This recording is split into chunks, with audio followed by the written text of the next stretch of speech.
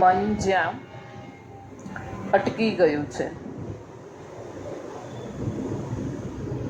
મંગલાચરણ થઈ ગયું છે. આજની 68મો આપણો સ્વાધ્યાય છે અને ગાથા છે 76ની ગાથા છે અને 68મો સ્વાધ્યાય છે. મંગલાચરણ થઈ ગયું છે. રેકોર્ડિંગ કદાચ અટકી ગયું હતું. આગળ જઈએ છીએ આપણે. એટલે કાલે આપણે પંચવિંશિન્દિકાનો જે શ્લોક જોયો એમાં શું જોયું કે જ્યાં વાણીથી કંઈ ડિસ્ક્રાઇબ કરી શકાતું નથી, જ્યાં મન ઠેરતું નથી, કેમ કે મન તો સંકલ્પ વિકલ્પ કરવાની ઇન્દ્રિય છે. હવે મનની ત્યાં કંઈ જરૂર નથી અને શુદ્ધ અનુભવ જે છે એ મોક્ષ સુખ છે. એ વાત આપણે કાલે કરી હતી. આગળ જઈએ છીએ આજે 76મી ગાથા. લિંગ દ્રવ્ય ગુણ આદરે નિશ્ચય સુખ વ્યવહાર. શું કહે છે મોપાધ્યાયજી? શું કહી રહ્યા છે આપણને? આપણે જોઈએ એને કે દ્રવ્યલિંગ છે.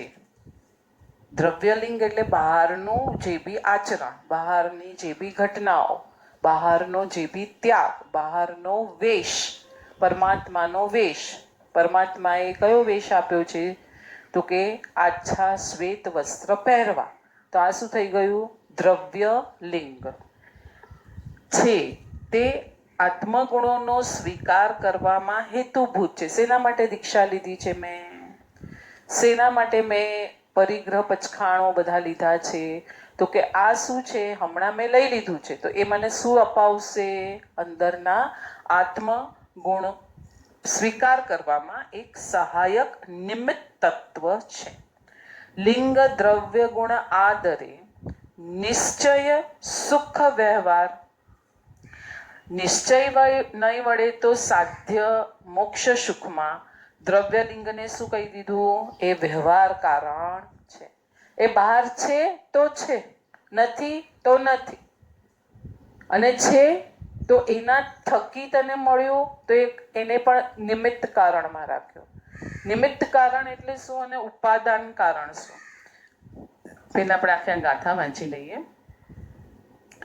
લિંગ દ્રવ્ય ગુણ આદરે નિશ્ચય સુખ વ્યવહાર બાહ્ય લિંગ હઠ નયમતી કરે મૂઢ અવિચાર. પરંતુ દ્રવ્યવેશ એકાંતે મોક્ષનું કારણ નથી એમ છતાં જે મૂઢ મનુષ્ય કેવળ બાહ્ય વેશમાં જ હઠાગ્રહ કદાગ્રહ રાખે છે તે વસ્તુના યથાર્થ સ્વરૂપનો વિચાર કરી શકતો નથી. કેટલા બધા શબ્દ આમાં આવ્યા, સરસ. એક આવ્યું વ્યવહારથી કારણ રૂપ છે. કારણ કારણ હોય ત્યાં સામે શું આવશે? શબ્દ કાર્ય. કારણની સામે કયો શબ્દ આવે? કાર્ય. તરસ લાગી છે એ કારણ છે તો કાર્ય શું થયું તમારું? પાણી પીવાનું થયું કે નહીં? તો કારણની સામે હંમેશા કાર્ય હોય જ. એટલે અહીંયા મોક્ષ સુખમાં દ્રવ્યલિંગ એટલે બહારનો વેશ એ શું છે? કારણ છે. કાર્ય અંદરનું મોક્ષ સુખ પામવું છે અને બહાર કાર્ય હશે જ. એટલે વ્યવહારમાં કઈ એ હત્યા કોઈની કરતો હશે ને મોક્ષમાં જશે એવું બનશે કોઈ દિવસ? નહીં. પાંચ ઇન્દ્રિયના સુખ ભોગવતો હશે ને મોક્ષમાં જશે એવું બનશે કોઈ દિવસ? બહારમાં એક ઇન્દ્રિય વગેરેને ભોગવતો હશે અને જશે મોક્ષ સુખ પામતો હશે, આવું હશે? નથી આવું. એટલે બહારનો વ્યવહાર શું આવ્યો? ત્યાગનો આવ્યો, વેશનો આવ્યો, શુદ્ધિ બહારના આચરણની આવી. તો હવે અંદર ત્યારે મોક્ષ સુખમાં એ આગળ વધી રહ્યો છે. એટલે બંને પાટા આપણે સરખી રીતે સમજવા પડશે. એટલે બહાર વેશ છે એ કમ્પલ્સન નથી આમાં અંદર મોક્ષ સુખ મેળવવા માટે. પણ જ્યારે એ મોક્ષ સુખ મેળવતો હશે ત્યારે ઓટોમેટિક બહાર વેશ કારણમાં હશે જ. ત્યારે આ કાર્ય થતું હશે, ત્યારે આ કારણ અહીંયા ઊભું હશે. આગળ જઈએ. હજી બીજો શબ્દ હતો દ્રવ્યલિંગ આત્મગુણોના સ્વીકારમાં નિમિત્ત રૂપ છે. નિમિત્ત આવી ગયું, કારણ આવી ગયું. કાર્ય ક્યાં થાય છે? અંદર. કારણ છે અહીંયા બહાર. આમ તો કારણ અને કાર્ય કોઈ ભેદ હોતા જ નથી, જ્યાં કારણ અને કાર્ય અભેદ જ હોય છે, પણ આપણે હમણાં ખાલી સામાન્યથી સમજવા માટે આ લઈશું. અને નિમિત્ત જ્યાં છે ત્યાં ઉપાદાન પરિણમી રહ્યું છે. તો આ નિમિત્ત કારણ છે, તો અહીંયા ઉપાદાન કાર્ય થઈ રહ્યું છે. પણ છેલ્લે તો બહાર, એટલે અહીંયા નીચેની લાઈનમાં કહી દઉં કે દ્રવ્ય વેશ એકાંતે જો મોક્ષનું કારણ લેશું તો શું થશે? કારણ હશે તો જ કાર્ય થશે, કારણ નથી તો કાર્ય થશે નહીં. એટલે આ રીતે એને એકાંતે મોક્ષનું કારણ નથી લેવાનું. તેમ છતાં જે મૂઢ મનુષ્ય કેવળ બાહ્ય વેશમાં હઠ અને કદાગ્રહ રાખે છે તે વસ્તુના યથાર્થ સ્વરૂપને સમજતો નથી. વસ્તુનું સ્વરૂપ તો શું છે? મોહનીયનો વિજય. આપણે તેને થોડું આપણી સામાન્ય બુદ્ધિથી સમજવાનો પ્રયત્ન કરીએ. સમ્યક દર્શન હું જ્યારે પામી રહી છું, કોઈ પણ જીવ સમ્યક દર્શન પામતા હશે ત્યારે એની મોહનીય સામેને લડાઈ લડતા હશે લોકો. અનંત, આપણે દર્શન સપ્તક અનંતાનુબંધી 4 ક્રોધ, માન, માયા, લોભ અને સંકેત મૌન્ય, મિશ્ર મૌન્ય અને મિથ્યાત્વ મૌન્ય, આનો ક્ષય થાય છે ત્યારે એને સમ્યક દર્શન પ્રગટ થાય છે.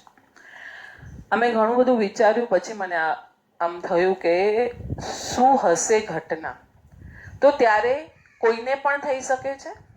સ્ત્રી, પુરુષ, વસ્ત્ર પહેરેલા, વસ્ત્ર ન પહેરેલા, પછી સંસારી, મુક્ત, પછી જેણે દીક્ષા લઈ લીધી છે એ, ધારો કે કોઈ દીક્ષા લીધી છે અને ગુણસ્થાનક પહેલું છે ને હવે આરાધના કરી રહ્યા છે તો બી એને સમ્યક દર્શન. તો સમ્યક દર્શનને કોઈ વાંધો નથી.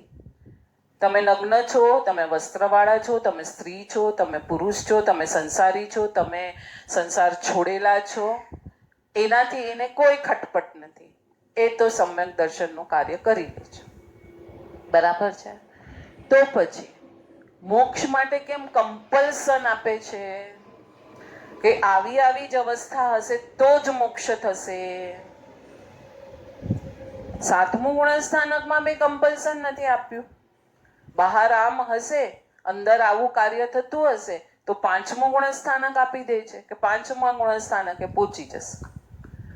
પછી 6ઠે 7મે જતા અટકાવી દેશે જીવને કે ના, નહીં જઈ શકે, હવે આ જીવો નહીં જઈ શકે. પણ 5મું આવી ગયું અને એને તો અંદરની શુદ્ધિ સાથે છે, તો કે ના, આ જીવ ન કરી શકે આટલી શુદ્ધિ, આટલી તીવ્રતા આ જીવ ન કરી શકે. કેમ ન કરી શકે? અહીંયા જો લિંગ એનું કારણ જ નથી, ચિહ્ન એનું કારણ જ નથી, તો કેમ આ બધી કમ્પલ્સનો આપ્યા કે આ જઈ શકશે, આ નહીં જઈ શકશે, આ કરી શકશે, આ નહીં કરી શકશે? આ વિચારવાનો સબ્જેક્ટ છે ને એક. હવે બીજું કારણ, હવે બીજું કર્મગ્રંથનો જેનો બી અભ્યાસ હશે એને ખ્યાલ આવશે. વેદ 9મા ગુણસ્થાનક સુધી ઉદયમાં છે. પુરુષ વેદ, સ્ત્રી વેદ અને નપુંસક વેદ એ મોહનીયનો ડિપાર્ટમેન્ટ છે. તો મોહનીયના ડિપાર્ટમેન્ટના સ્ત્રી, પુરુષ અને નપુંસક વેદ જે જીવો મોક્ષે જઈ રહ્યા છે, સપક શ્રેણી માંડી દીધી છે, એને પણ હડલ નથી. ઉદયમાં છે તો છે, પણ એ વિશુદ્ધિથી આગળ વધી અને કેવળ જ્ઞાન ક્ષય થઈ જશે. 10મે આવશે ત્યારે તો બધું મોહનીય ટોટલ ક્ષય થઈ જશે. તો અહીંયા 9મા ગુણસ્થાનક સુધી જે ઉદયમાં છે તો એ એક શપક શ્રેણી ચડી શકે છે. શાંતિથી કર્મગ્રંથને વાંચશો તો ખ્યાલ આવી જશે કે 9મા ગુણસ્થાનકે સુધી વેદનો ઉદય છે. પુરુષ વેદે ચડે છે, ઉદય છે તો ચડે છે, સ્ત્રી વેદનો ઉદય છે તો ચડે છે, નપુંસક વેદનો ઉદય છે ને ચડે છે. અહીંયા ભોગની ઈચ્છાની વાત નથી, પણ કર્મના દલિકો ઉદયમાં હોય છે અને એ લોકો આગળ જઈ રહ્યા છે. પણ લક્ષ્ય કર્મના ઉદયમાં ભળવાનું નથી, વિશુદ્ધિથી આગળ ચાલી રહ્યા છે. બરાબર છે? તો એ જીવો મોહનીય કર્મની પ્રકૃતિ ઉપર જો વિજય મેળવી અને આગળ જઈ રહ્યા છે, અને એ પાછી ઘાતીની પ્રકૃતિઓ છે, ઘાતી કર્મ કીધા છે, તો અઘાતી કર્મની પ્રકૃતિઓ એને મોક્ષ માર્ગમાં હર્ડલ કઈ રીતે બને? ખ્યાલ આવે છે? પોઈન્ટ શું પકડવાનો છે આપણે? ઘાતી કર્મનું ડેફિનેશન શું આવે છે? આત્માના ગુણોને ઘાત કરનારો કર્મ, તે ઘાતી. અઘાતી કર્મને શું કીધું? કે આત્માના ગુણો જ્યારે ઘાત થાય છે ત્યારે આવું એનું સ્વરૂપ હોય છે. અને પાછો એને છુપો ચોર બી કીધું છે કે એને પાછો સપોર્ટ કરે છે. ઘાતી નાશ પામી રહ્યું છે, અનંતાનુબંધી ગયો, અપ્રત્યાખ્યાન ગયો. તો હવે પ્રત્યાખ્યાન અને સંજોલન આ બે કશાય માટે તમે લિબરલ રહ્યા. કોઈને પણ થઈ શકે, ઓકે ડન. તો આ બે કશાય માટે કેમ તમે કમ્પલ્સન આપો છો કે આ જ કરી શકે, આ ન જ કરી શકે? છે ને, શાંતિથી વિચારણા કરવાનો સબ્જેક્ટ છે. કોઈ વાદ વિવાદનો અહીંયા આપણે વાદ અને વિવાદમાં જવું મને ગમતું જ નથી. તત્વ કેવલી ગમ્ય, કેવલીઓની અત્યારે હયાતી નથી, માટે આપણે આ બધા સંકલ્પ વિકલ્પમાં જઈએ છીએ. પણ આપણે કંઈક તો તત્વ નિર્ણયો થોડાક જ્યારે કરતા હોઈએ ત્યારે શું સમજવું એ આપણી પાસે અભ્યાસ હોય તો આપણે સમજી શકીએ. આગળ જઈએ છીએ. એટલે આ ગાથા બહુ સરસ મહોપાધ્યાયજીએ લખી છે. અહીંયા લિંગ દ્રવ્ય ગુણ આદરે નિશ્ચય સુખ વ્યવહાર. જ્યારે નિશ્ચય સુખ માણતો હશે ત્યારે વ્યવહારમાં લિંગ અને દ્રવ્ય આ બધું હશે બહાર. બાહ્ય લિંગ હઠ નય મતી. હઠ કર્યો, નય કર્યો, આમ જ હશે, આમ જ હશે, કરે મૂઢ અવિચાર. એટલે એને અવિચારી કીધું. વસ્તુનું યથાર્થ સ્વરૂપનું તમે સમજણ લીધું નથી. વિવેચન ગુરુજીએ લખ્યું છે, એમાં આપણે જઈએ. પરમ તારક શ્રી અરનાથ પ્રભુના સ્તવનમાં પૂજ્યપાદ આનંદ ઘનજી મહારાજ કહે છે, શુદ્ધાત્મ અનુભવ સદા સ્વસમય એહ વિલાસ. બહુ ફાઇન છે. સ્વસમય. સ્વસમયની વ્યાખ્યા શું આવશે? બહુ ફાઇન વ્યાખ્યા છે, આપણે લઈએ. અરનાથ પ્રભુનું સ્તવન છે અને આનંદગંજી મહારાજ સાહેબ લખે છે, શુદ્ધાત્મ અનુભવ સદા સ્વસમય એહ વિલાસ. તું વિલાસી બની જા, ભોગી બની જા. કોનો? સ્વસમયનો. સ્વસમય કોણ છે? જે પોતાના દર્શન, જ્ઞાન, ચારિત્રને માણે છે એ સ્વસમય છે. એ તારો સમય છે. એ ઋજુસૂત્ર નયનો સમય છે. બીજા બધા કયા સમયો છે? પર સમય છે. પરતણી છાયડી જીહા પડે તે પર સમય નિવાસ. શું કીધું? જ્યાં પરની છાયડીઓ પડે છે એ બધું શું કહી દીધું? પર સમય. હવે સ્વસમય અને પર સમયની આપણે વ્યાખ્યા કરીએ.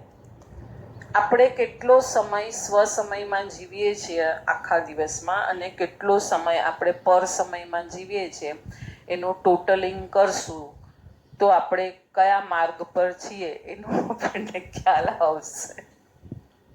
કેટલું સરસ સ્તવનની એક એક આનંદગંજી લો, દેવચંદ્ર મહારાજ સાહેબ લો, મોપાધ્યાયજી લો, હરિભદ્ર સુલી લો, કલિકાલ સર્વજ્ઞ લો, માન વિજય મહારાજ સાહેબ લો, વીર વિજય મહારાજ સાહેબ લો.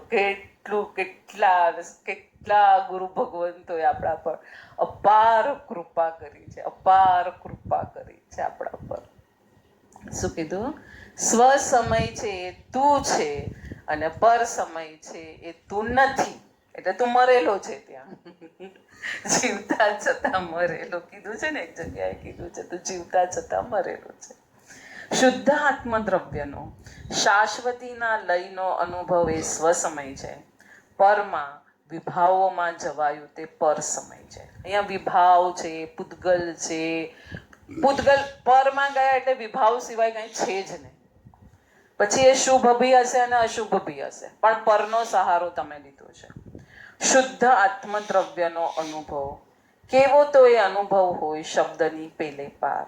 તમે એને અનુભવી શકો, કહી ના શકો. એટલે આગલી ગાથામાં લીધું ને, શબ્દથી પેલે પારની ઘટના છે.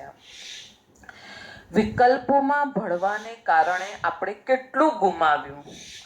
આપણે આપણા સ્વરૂપથી જે ચ્યુત થયા છીએ એમાં મુખ્ય ફાળો તો વિકલ્પોનો છે. તમે યરલી બેલેન્સ શીટ ટેલી કરો, તમે રિટર્ન ફાઇલ કરવા જાઓ ત્યારે, અને તમે જુઓ કે મારો આટલો લોસ કોના કારણે થયો છે, તો તમે કારણ શોધશો એનું. તો હવે લાસ્ટ ફાઇનાન્શિયલ યરમાં તમારો જે લોસ ગયો એને તમારે રિકવર કરવો છે. તો આ ફાઇનાન્શિયલ યરમાં તમે એ ભૂલો નહીં કરો, અને તો તમે શું થશો, સ્ટેબલ થશો, લોસમાં નહીં જશો કે વોટેવર, પ્રોફિટમાં જશો કે વોટેવર. પણ ત્યાં તમે તમારી ભૂલો તો શોધી કાઢશો કે નહીં શોધી કાઢો, કે ભૂલ શોધ્યા વગર જ ઓકે લાસ્ટ યર તો બહુ લોસ થઈ ગયો, બહુ આટલું પ્રોફિટ નહીં દેખાયું, આમ નથી તેમ નથી, પાછું આ વર્ષે કાંઈ ચાલુ થઈ જશે. આ ફાઇનાન્શિયલ યરમાં જેમ પાછલા યરમાં કરતા હતા ફાઇનાન્શિયલ યરમાં, એ જ આ ફાઇનાન્શિયલ યરમાં કરશો પાછું તમે. કેમ નહીં કરશો? કેમ નહીં કરશો? લોસ થોડી પોસાય. લોસ ના પોસાય ત્યાં. તો અહીંયા ગત જન્મોમાં પર પદાર્થમાં ભળી ભળી અને આટલા મોટા લોસો કર્યા, તો હવે અહીંયા બેલેન્સ શીટ ટેલી કરતાં જરાક જ આવડ્યું છે. 100માંથી 100 નથી આવડ્યું, 100માંથી 0.01 જ હજી કંઈક ભાન પડી છે. તો એટલી તો આપણે શરૂઆત કરશું કે નહીં કરશું, તો આપણી બેલેન્સ શીટ સુધરશે ને. એટલું ફાઇન કીધું. વિકલ્પમાં ભળવાને કારણે આપણે કેટલું બધું ગુમાવ્યું. તમે પરમાં છો માટે સ્વમાં નથી. સિમ્પલ છે. પરમાં ન હો, વિકલ્પમાં ન હો તો ક્યારે હો? સ્વમાં છે. તો પ્રેક્ટિકલી દેખાય છે. ગુરુજી અહીંયા પ્રસંગ ટાંકે છે. મીરપુર રાજસ્થાન તીર્થમાં હું 3 દિવસ માટે ગયેલો. ચાતુર્માસ પાવાપુરી રાજસ્થાન તીર્થમાં હતું. પયુષણ પછી 3 દિવસ મીરપુર માટે જવાનું થયું. આપણે ગયા હતા મીરપુર. કેટલી ફાઇન, શાંત, અલૌકિક આમ જગ્યા છે. દિવસે તો પ્રભુ ભક્તિ કરી, રાત્રે પ્રતિક્રમણ કરી સુવાની તૈયારી થઈ. ત્યાં મજાનો અવાજ શરૂ થયો. ઝરણું પર્વત પરથી પટકાય અને સંભળાયા રાખે. રાત્રે વચ્ચે જાગતો ત્યારે એનો નાદ સંભળાતો હતો. આ નાદ સાથે અનુસંધાન થયું, એટલે જોડાણ થયું. ત્યારે ભીતરી નાદનું, આ નાદ સાથે કોનું અનુસંધાન થયું? ભીતરી નાદનું. એમ લાગ્યું કે ભીતર બજી રહેલ, વાગી રહેલો અનાહત નાદનું બહારી રૂપ છે આ ઝરણાનો નિદાન. એટલે બહાર ઝરણાનો અવાજ હતો અને અંદર બી એક નાદ હતો. તો જાણે એવું લાગતું હતું કે અંદરનો જે નાદ છે એ બહાર ઝરણા રૂપે વહી રહ્યો છે. સવારે 5 વાગ્યા નાદ સંભળાતો બંધ થઈ ગયો. મેં ત્યાંના મેનેજરને પૂછ્યું કે રાત્રે જે અવાજ આવતો હતો તે શેનો હતો? એમણે કહ્યું કે આ વર્ષે વરસાદ વધુ પડ્યો છે, પર્વતની ટોચ ઉપર ઘણું પાણી ભરાયેલું છે, તે ઝરણા રૂપે નીચે પટકાયા રાખે છે. મેં પૂછ્યું સવારે એ નાદ સંભળાતો બંધ કેમ થઈ ગયો? એમણે કહ્યું રાતના જંગલ શાંત હતું માટે અવાજ સંભળાતો હતો. જંગલમાં લોકોની અવરજવર ચાલુ થઈ, જંગલ બોલતું થયું એટલે પેલો નાદ સંભળાતો બંધ થયો. મને પણ થયું, ગુરુજી કહે છે, મને પણ થયું. વિકલ્પોના જંગલનો અવાજ ભીતરના મધુરા નાદને ચૂપ કરી દે છે, એવું જ આ થયું. ખ્યાલ આવે છે? કેટલું સિમ્પલ, સરળ, પ્રેક્ટિકલ, આપણી બી રોજિંદી ક્રિયામાં થતું આ એક્ઝામ્પલ છે. એનાથી જ આપણે એમાંથી બોધપાઠ લેવાનો છે. આપણે કેમ બોધપાઠ, અધ્યાત્મ કઈ અલગ વસ્તુ નથી કે હવે આ બધું છોડી દો ને તો અધ્યાત્મ શરૂ થશે. ના, સંસારમાં જ તને એક એક્ઝામ્પલ્સ આવ્યા રાખે છે જે તને અધ્યાત્મ ઘૂંટાવ્યા રાખે છે, એ તરફ લઈ જાય છે. એના માટે કઈ અલગ ટાઈમ નથી કાઢવાનો કે ના હવે હું 2 કલાક એના માટે કાઢું. ના, એ નહીં. તું તારું સંસારી કાર્ય કરે છે ત્યારે પણ ભેદ જ્ઞાન કરી શકે છે. જ્ઞાન તારું ત્યારે એલર્ટ છે, ત્યારે આ હું છું, આ હું છું, આ જ હું, આ જ હું. શાક સમારું છું, આ જ હું. નૌકારવાળી ગણું છું, આ જ હું. કોઈ સાથે વાત પણ કરું છું, કદાચ ભળી જવાનું થાય તો બી અલર્ટ થઈ જાઓ, આ હું છું.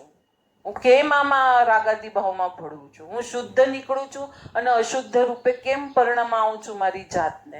હું સ્વસમય છું તો પરમાં કેમ જાઉં છું? સ્વને કેમ ન માણી શકું? એક એક સમય આપણા માટે આટલો કિંમતી છે અને આપણે એને ગુમાવી રહ્યા છીએ. દ્રવ્યલિંગ આત્મગુણોના સ્વીકારમાં નિમિત્ત રૂપ છે. નિશ્ચય નહીં વડે સાધ્ય મોક્ષ સુખ છે. દ્રવ્યલિંગ બહારથી વ્યવહારથી કારણ છે, પરંતુ દ્રવ્યવેશ એકાંતે મોક્ષનું કારણ નથી. તેમ છતાં જે મૂળ મનુષ્ય બાહ્ય વેશમાં કદાચ ગ્રહ રાખે છે તે વસ્તુના યથાર્થ સ્વરૂપનો વિચાર કરી શકતા નથી. પ્રભુના વેશને ગ્રહણ કરીને ચાલતા મહાત્મા માટે એક શબ્દ સૂચે. આ બહુ ફાઇન સમજાવ્યું હતું, ખબર છે? જરાવેલા વખતે બી સમજાવ્યું હતું ને વ્યાખ્યાનમાં બી એકવાર સરસ સમજાવ્યું હતું ગુરુજીએ. શું સમજાવ્યું હતું? વેશ પરમાત્મા છે ને, પરમાત્માએ જેને વેશ આપ્યો છે ને એ વેશ પરમાત્મા. પ્રભુના શ્રામણ્યના સ્વીકારના પ્રતીક સમ પ્યારો પ્યારો વેશ અને એ વેશ ગ્રહ્યા પછી થતી સામાચારીનું પાલન મજાની સાધના છે. તમે જે એક યુનિફોર્મ પહેરો, યુનિફોર્મ એટલે આપણે તો પૂજા કરવા જાઓ છો ને તમે જે કપડાં પહેર્યા છે ત્યારે તમને ખ્યાલ આવી જાય છે હવે આ વિચારો નથી કરવાનો. લગ્નમાં જાઓ છો ત્યારે વેશના કારણે આપણે આવી રીતના રહેવાનું છે. કોઈની પ્રાર્થના સભામાં જાઓ છો, કપડાં પહેર્યા છે, હવે આ રીતે રહેવાનું છે. તો બહાર જે કપડાં છે એ રીતે આપણને સંસારમાં બી ખબર છે કે આ ભાવો અને આ રીતે આપણે વર્તવાનું છે. તો મુનિ મહાત્માઓના જે વેશ પરમાત્મા છે એને ખબર છે કે મારે શું અંદર કરવાનું છે. વેશ ધારણ કરનાર સાધકની સામે પોતાના અંતિમ લક્ષ્ય રૂપે સ્વરૂપ સ્થિતિ ઉભરેલી હોવી જોઈએ. નિશ્ચય સાધના છે સ્વરૂપ સ્થિતિની પ્રાપ્તિ. એને લક્ષ્યમાં રાખીને દોડાય છે ત્યારે પ્રભુનો વેશ નિશ્ચય સાધનાનું સાધન બની રહે છે. સાધન બન્યું, અહીંયા આપણે કીધું ને કારણ, કાર્ય માટે કારણ હશે. અભવ્ય આત્મા પ્રભુના વેશને ધારી રાખે છે પણ તેના અંતિમ લક્ષ્ય રૂપે ભૌતિક સુખ રાખે છે. પાછું બરાબર સમજાવી દીધું. અહીંયા વેશ હશે અને કારણ નહીં હશે તો એ કાર્ય નહીં થશે. અહીંયા વેશ છે, કારણ ભૌતિક સુખનું છે. તેથી ગ્રેવેયક સુધી શ્રામણ્ય પાલન દ્વારા એ પહોંચી શકે છે. જુઓ, પ્રભુની વેશની શક્તિ આટલી બી છે પરંતુ સ્વરૂપ સ્થિતિ પામી શકતા નથી. મુક્તિ સુખ મેળવવું એ એનું લક્ષ્ય નથી, માટે વેશ મળ્યો છતાં તેઓ ચૂકી ગયા છે. આપણે આજે આ 3rd બુક પૂરી થઈ છે. આપણે હવે આજે આ 4થી બુકમાં પ્રવેશ કરવા જઈ રહ્યા છીએ. છેલ્લી બુક છે 4થી બુક. 77મી ગાથા લેશું હવે આજે આપણે.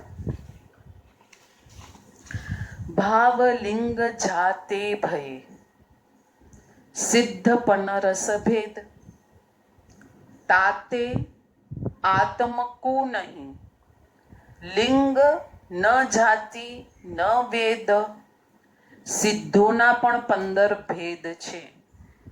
સ્વલિંગ સિદ્ધ, અન્ય લિંગ સિદ્ધ, આપણામાં નવતત્વમાં, તત્વાર્થાધિગમમાં, ઘણા બધા સૂત્રોમાં કેટલા ભેદે સિદ્ધ થશે એના 15 ભેદ ત્યાં આપ્યા છે. એમાં સ્વલિંગ એટલે કે મુનિ અવસ્થા અને અન્ય લિંગ એટલે તાપસ અવસ્થા. જો એ બધા બી મોક્ષે જઈ શકતા હોય ભાવલિંગની જ પ્રધાનતા થઈ. આત્માને કોઈ લિંગ છે, ચિહ્ન છે? એને નથી કોઈ લિંગ, કે નથી કોઈ જાતિ, કે નથી કોઈ વેદ. બરાબર? વેદ બી નથી, સ્ત્રી પુરુષ નપુંસક, કોઈ જાતિ પણ નથી અને કોઈ લિંગ પણ નથી. આત્માને એક લિંગ હોય છે. બહુ સરસ યાદ આવ્યું મને હમણાં, કાલના કે પરમ દિવસના કયા ક્લાસમાં, ના બીતન અઠવાડિયા પહેલાના, હા ત્યાં એમાં આત્માને ઇન્દ્રિયની વ્યાખ્યા શું છે ખબર છે? આમ આત્મા રૂપી રાજાને ઓળખાવા માટેનું એક લિંગ છે. ત્યાં આની અંદર આત્મા બેઠો છે. ખ્યાલ આવે છે? આ એક ઇન્દ્રિય, કે આની અંદર આત્મા બેઠો છે. તે એક ઇન્દ્રિય છે ને, એ લિંગ છે ત્યારે આપણા માટે. આની અંદર આત્મા છે. આત્મા રૂપી રાજાને ઓળખવા માટે સંસારી અવસ્થામાં, મુક્ત અવસ્થામાં કઈ જરૂરત જ નથી એને, પણ સંસારી અવસ્થા છે ત્યારે અત્યારે આપણે 5 લિંગ છે, 5 ઇન્દ્રિય છે, આપણી પાસે 5 વસ્તુ છે. એનાથી આપણે ઓળખાય છે ને કે આને પંચેન્દ્રિય કહેવાય. આ આત્મા છે અંદર, આત્મા રાજા છે અને એને ઓળખવા માટે ચિહ્ન છે. હવે આપણે શું કરી કાઢ્યું? રાજા તો ક્યાં છે ખબર નથી, જે લિંગ છે એને રાજા સ્થાપી દીધો. તો હવે આને મિથ્યા માન્યતા, કે જે છે એને ન માનવું ને જે નથી એને માનવું. તો આ શું થઈ ગયું? મિથ્યાત્વ થઈ ગયું કે બીજું કઈ થઈ ગયું? ખ્યાલ આવે? બહુ ફાઇન છે આ શ્લોક. ભાવલિંગ જાતે ભય સિદ્ધ પનરસ ભેદ, તાતે આત્મ કો નહીં લિંગ ન જાતિ ન વેદ. આદિજીન વિનતીમાં મોપાધ્યાય વિનય વિજય મહારાજ સાહેબ પ્રભુ સાથે વાતચીતનો એક મજાનો લય બાંધ્યો છે. બાળક માની સાથે વાત કરતું હોય એ લય બહુ મજાનો છે. કૃપા કરી મુજ દેવ રે ઇહા લગી આણ્યો. તારી કૃપાથી મને ક્યાં સુધી તું લાવ્યો? અહીંયા સુધી, પંચેન્દ્રિય સુધી. પેલા તો હું સૂક્ષ્મની ગોદમાં પડ્યો હતો, અવ્યવહાર રાશિમાં હતો. એક સિદ્ધ ભગવાન થયા, મોટી કૃપા થઈ, હું વ્યવહાર રાશિમાં આવ્યો. પછી જ્યારે જ્યારે તમારા પંચ કલ્યાણકો થયા પ્રભુના, ત્યારે મારું મૃત્યુ થયું, ત્યારે શાતાઓ કે એ પ્રમાણેનું ત્યાં આજુબાજુ વાતાવરણ રહ્યું, તેનાથી મારું ઉત્થાન જલ્દી થયું. નરક નિગોદાદિક થકી, એટલે તમારી કૃપાથી હું અહીંયા સુધી આવ્યો, નરક નિગોદ છોડીને. આવ્યો હવે હજૂર રે ઊભો થઈ રહ્યો. હવે તમારી સામે આવીને ઊભો છું. નરક નિગોદ બધી અશુભ ગતિઓ બધી છૂટી ગઈ ને હવે તો હું તારી સામે આવીને ઊભો છું. આદિજીન વિનતી છે. ઓકે, મને એમ કે સ્તવન વિનતી છે. આવ્યો હવે હજૂર રે ઊભો થઈ રહ્યો, સામુષ્યે જુઓ નહીં એ. હવે તમારી સામે આવીને ઊભો છું ને હવે તમે મને નથી જોતા. કેટલો મોટો ઝઘડો કરી કાઢ્યો, કેટલો મોટો પ્રભુને ઠપકો આપી દીધો છે કે નહીં? શું કર્યું કે આટલી બધી તે કૃપા કરી, આટલી બધી વાતે મારી આંગળી ઝાલી અને અહીંયા સુધી તું માની જેમ મને દોરીને લાવ્યો. હવે જ્યારે હું તારી સામે આવીને ઊભું છું તો હવે તું શું કૃપા નહીં વરસાવે મારી સામે? વિતરાગ સ્તોત્રમાં પણ કલિકાલ સર્વજ્ઞ હેમચંદ્ર સુરી મહારાજ સાહેબે આ લય પકડ્યો છે. ઉપરની કડીઓ વિતરાગ સ્તોત્રના અનુવાદ રૂપ જ તેથી એના જેવી જ લાગે છે. ભવત પ્રસાદે મેહાવ મ્યતિમ પ્રાપિતો ભુવમ.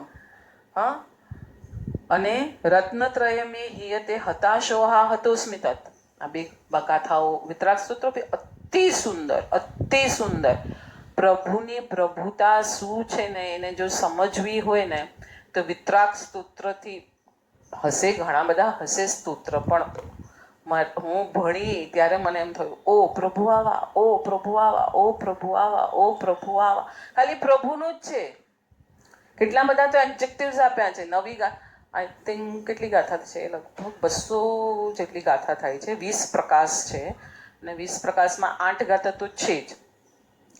અને અમુક ગાથાઓ, અમુકમાં વધારે ગાથાઓ છે, કોઈમાં 15-20 છે, પણ એવરેજ 8 તો છે જ બધામાં.